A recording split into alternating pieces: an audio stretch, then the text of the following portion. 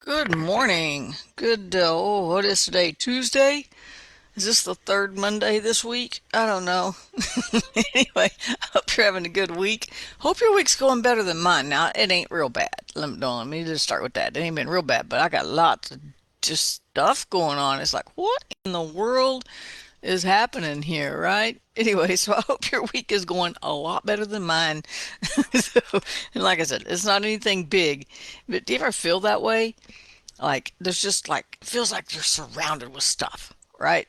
I got to figure out financial decisions. I'm talking to a lady about some retirement and some life insurance today. I've already got life insurance. I've had life insurance for a long time, so that's taken care of. But we're talking about maybe some retirement that might be possible. I'm like, look, I'm too old to even think about that. I can't retire. I'm going to have to die at noon and get in the casket, just crawl right in, right? So, but anyway, but just thinking about some of those things, making decisions for Chris. He ran a fever all day yesterday, so that changed my whole day up, and so just things like that. It seems like there's a million little things sometimes, right?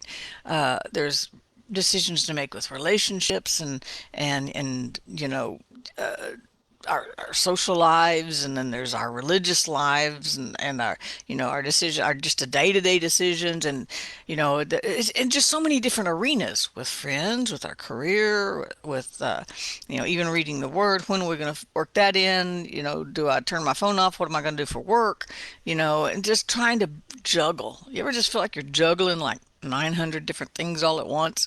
That's how I've felt for like the last 3 or 4 days. It just feels like there's just all this stuff going on, right?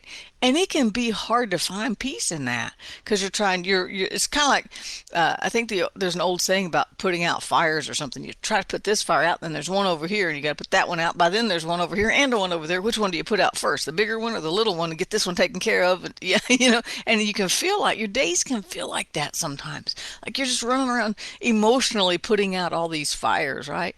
And so I was thinking of a song actually by Dennis Jernigan, and it says, I will cut off the enemy in the name of the Lord. And I couldn't find that psalm, so I'm going to have to find that song and the scripture that's on it somewhere today. But I was thinking about, it's an old song from like the 80s. Sorry, you young people. But just that, uh, when we feel like we're surrounded by stuff, we have to remind ourselves that God surrounds us.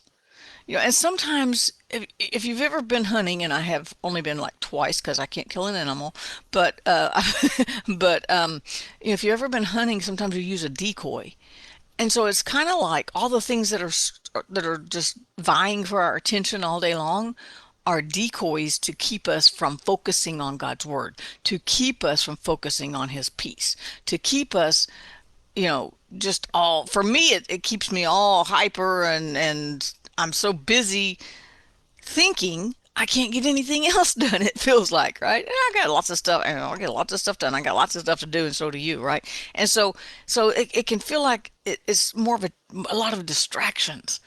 And when we're distracted, we forget that we still have His peace. When we're distracted, and that's not a sin, it's just we get busy and we've got a lot of things going on, and we've got a lot of tasks to do every day, right? There's a lot of things to juggle in life today, and technology, as great as it is, also brings with it a lot of challenges, and those challenges can just kind of dig at you and distract you from His peace. Because now maybe you're not like me, and if you're not, that's probably a really good thing, right? But I get all involved in my day, and then I go, whoa, wait, I am just stressed out. And I have to stop on purpose and go, whoo, let me just sit at the piano for a minute, or let me grab my guitar, or let me grab my Bible and refocus, because His peace didn't go anywhere. My thoughts did, right? My thoughts and emotions went everywhere, but His peace didn't go anywhere. And all these things go on around us. And so that's what I was thinking about all of those this morning as I was having my first cup of coffee, and just praying. And this has become my habit, and this is a really good habit, and it's out of scriptures, right? Paul said, take all of your anxious thoughts to Him, and then except then you'll have his peace. So I was taking all those anxious thoughts to God this morning. Oh God, I don't know what I'm going to do with this. I don't know what to do with this. Man, I messed up my cell phone. I don't think I'm even getting text anymore. Not from the bank anyway. I'm not getting notifications, which can be good, but I need some notifications. And so I'm like, I need to check all these things. And I was going, okay, God, I don't know what to do with this. I don't know what to do with that. And I started thinking, I thought of actually how David several times through the Psalms talked about his enemies surrounding him. We don't have a physical enemy, thank God, right? I don't have to. I'm not barricaded in my apartment with my guns. Although I have plenty of guns, I could take care of myself for a little bit, right? But I'm not barricaded in there. I'm not looking at a physical enemy, but we've got the enemies of doubt and fear and despair and depression and all these things, right? So we do have some real enemies to our soul, and they can surround us. And so the first scripture I thought of in response to those feelings was Psalm 125. Those who trust in the Lord are like Mount Zion, which cannot be removed. Okay, Mount Zion can't be removed. So when we trust in God, we can't be moved either. As the mountains surround Jerusalem, so the Lord surrounds his people. And get this next little verse. We forget this. I forget this part. I can think of as the mountains surround Jerusalem, and from the pictures I've seen, they're all the way around Jerusalem. If you go to Jerusalem, you're inside the mountains, right? They surround, just like the mountains surround Jerusalem. That's how God surrounds his people. But there's another phrase right after that. See, I can remember that God surrounds me, and that gives me some peace. I can go, yes, God's got me, right? But the next part of that verse says, from this time forth and forever, God surrounds his people. He surrounds us. Are you his peeps? We're his peeps, right? We're his people, and he's got us, and he's got us surrounded. And you know what? When he surrounds us, that means his peace surrounds us, his joy surrounds us, his care, his mercy, his grace surrounds us, his love surrounds all what he is, his character, his as a provider, as like a parent, a God, all of that. He surrounds us. And when I see myself tucked into to God, just curled up in a little ball maybe, and him all around me, man, that makes me go, oh, all this other stuff just really doesn't matter, right? And I get a little bit of emotional relief. But I kept studying, and I was looking up surrounded, and so I found, then I'm in Psalm 32, which is right after one of my really favorite ones, Psalm 31. I should have just kept reading, right?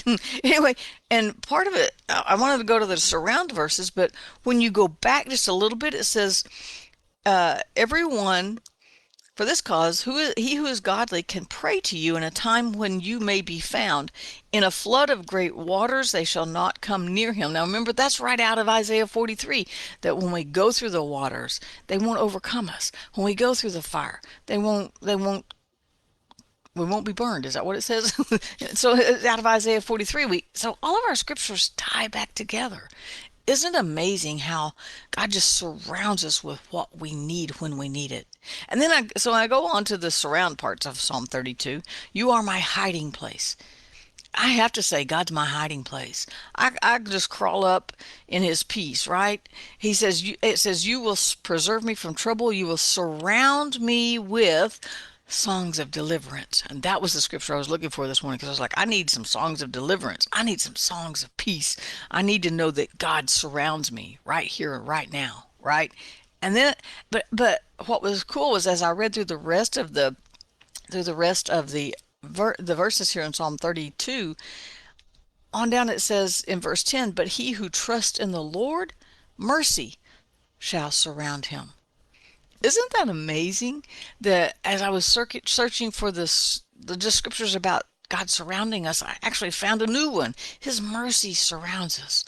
His grace surrounds us. His peace surrounds us. And so we just have to somehow figure out how to turn off the distractions just for a second and remind ourselves that he didn't go anywhere. no matter what kind of decisions you got to make today. Good ones, bad ones, like buying a house, that's a good thing, right? Selling a house, that can be a good thing too, right? Making a move, changing jobs, uh, changing phone carriers, that can be a major life event. Trust me, but I'll spare you the details, right? Changing, coming back, a long story, but all of these things can be so distracting, and we just have to stop for a second and go, God's peace is not distracted. God's peace is still aimed right at my heart, right? God's songs of deliverance didn't get distracted on their way to me. They didn't get halfway from God's throne, God's heart to mine, and stop and go, now where were we going? Who are we going to go? Who needed your peace? I don't know. God, His peace isn't distracted. His mercy isn't distracted. His love isn't distracted. It's always right on, and our heart is its goal, right? He's always aimed at us. His mercy, his peace, his love, his grace, his presence, all of who everything that he is doesn't get distracted and is always right there, right on target, aimed from his heart to our heart. So we just have to say, okay, I'm not going to be distracted. I'm going to remind myself about his peace today. And just remind yourself today that God's got you. He's got you surrounded with songs of deliverance. He's got you surrounded with mercy. He's got you just surrounded in protection, right? He didn't go anywhere overnight. He didn't get distracted like I do, right? He's got us. And because we know he's got us, we can just peace out. So I encourage you today to take a moment, even if it's just for a moment, and just peace out. Rest in his peace. Know that he's with you through the fire, that he's with you through the flood, that he's with you through anything that's going on, good and bad, the good, the bad, the ugly of life, right? He's got us, and he's not going anywhere. He's always on target, and he's always on time. And with that, we can peace out. Have a great day, and I'll see you tomorrow.